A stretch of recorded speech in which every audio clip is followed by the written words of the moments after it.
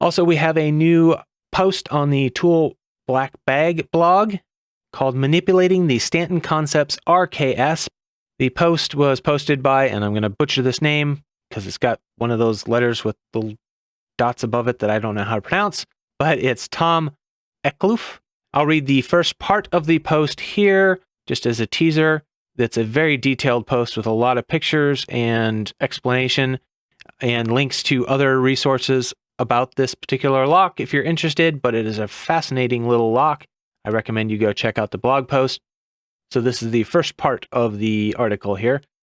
This is a proof of concept for manipulation method for the RKS. At least a passing familiarity with safe combination lock manipulation is assumed. As far as I know, this is the first public manipulation for the RKS, or at least it was when I did the actual manipulation some months before writing this post.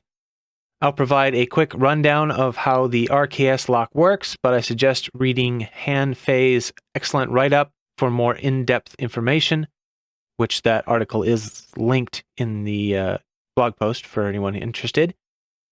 And he says, note that there are some differences between what's detailed in the documented version versus what I have, but the general idea is the same.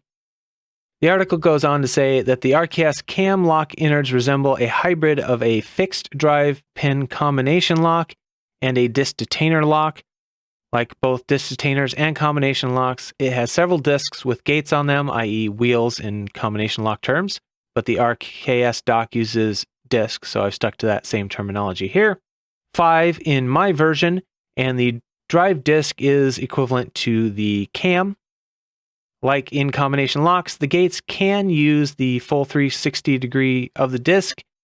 Each disc, including the drive disc, has multiple false gates in addition to a true gate, but they're equally spaced. Like the disc detainer cam lock, the plug is prevented from rotating by a sidebar that fits into the gates on the discs. The combination is changed by changing the position of drive pin on the edge of each disc, similarly to screw change combination locks, although it seems like only the bottom or dialer side pin is changeable, or possibly the ones I tried were just very tight, but I didn't want to force them considering how tiny these screws are. Anyway, it's a very fascinating lock and a very long, detailed written blog post, so I recommend you go check that out. Again, that is at the Tool Black Bag blog, and link will be in the show notes.